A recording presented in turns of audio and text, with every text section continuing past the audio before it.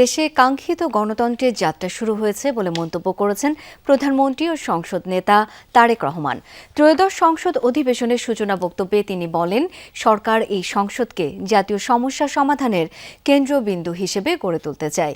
দেশের মানুষ এই সংসদের দিকে প্রত্যাশা নিয়ে তাকিয়ে আছে উল্লেখ করে সংসদ নেতা বলেন, স্বনির্ভর বাংলাদেশ গড়তে চায় বিএনপি।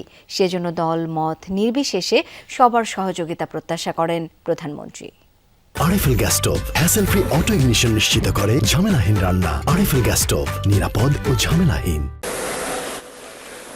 দীর্ঘ অপেক্ষা, সংগ্রাম আর ত্যাগের ফসল এই সংসদ অধিবেশন কক্ষে সংসদ নেতা ও প্রধানমন্ত্রী তারেক রহমান লুই আইকানের নান্দনিক এই স্থাপত্যে যেন গোটা দেশকে আগামীর পথে ডেকে নেয়ার প্রতীক্ষা। 12 ফেব্রুয়ারির নির্বাচনের মধ্য দিয়ে গঠিত ত্রয়োদশ জাতীয় সংসদের প্রথম অধিবেশন নবযাত্রার ইঙ্গিত। তারেক রহমানের কাঁধে নতুন ভার আর দায়িত্বের আনুষ্ঠানিকতা। নিজের বয়স সমান রাজনৈতিক অভিজ্ঞতা থাকলেও প্রথমবারের মতো সংসদ সদস্য এবং প্রধানমন্ত্রীও বটে তিনি, তাও এক কঠিন পরিবর্তিত পরিস্থিতিতে। সংসদ নেতা প্রধানমন্ত্রী তারেক রহমানের সূচনা বক্তব্যের মধ্য দিয়েই আনুষ্ঠানিক যাত্রা করল অধিবেশন।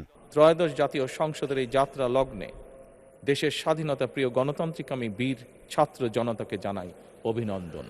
বক্তব্যে তারেক রহমান স্মরণ করলেন 1971 থেকে শুরু করে 24-এর অভ্যুত্থান পর্যন্ত আন্দোলন সংগ্রামের শহীদদের। প্রহসনের রূপ দিয়ে জাতীয় সংসদকে হাস্যরসের খোরাকে পরিণত করা হয়েছিল। দেশে তাবিদারি শাসন শোষণ কায়েম করা হয়েছিল।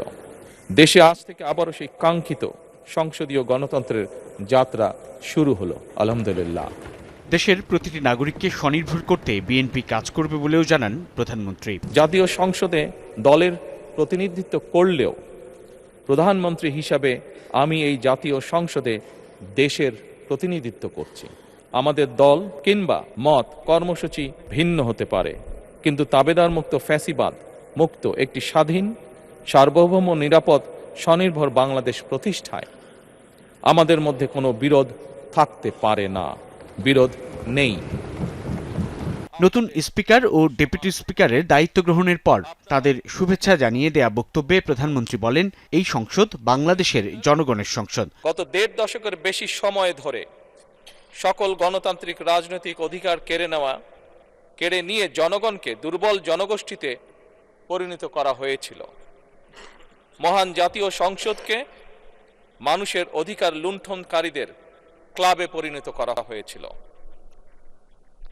বিগত 1.5 দশকে যারা নিজেদেরকে এমপি পরিচয় দিয়েছিল তারা কেউ জনগণের ভোটে নির্বাচিত ছিল না।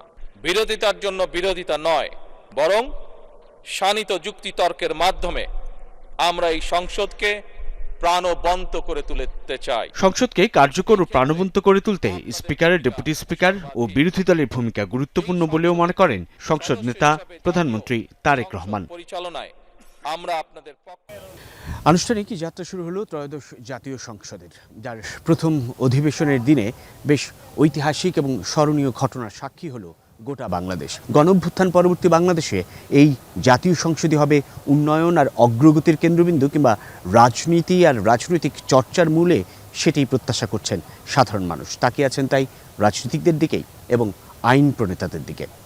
সাইফুদ্দিন রবিন, যমুনা নিউজ, ঢাকা।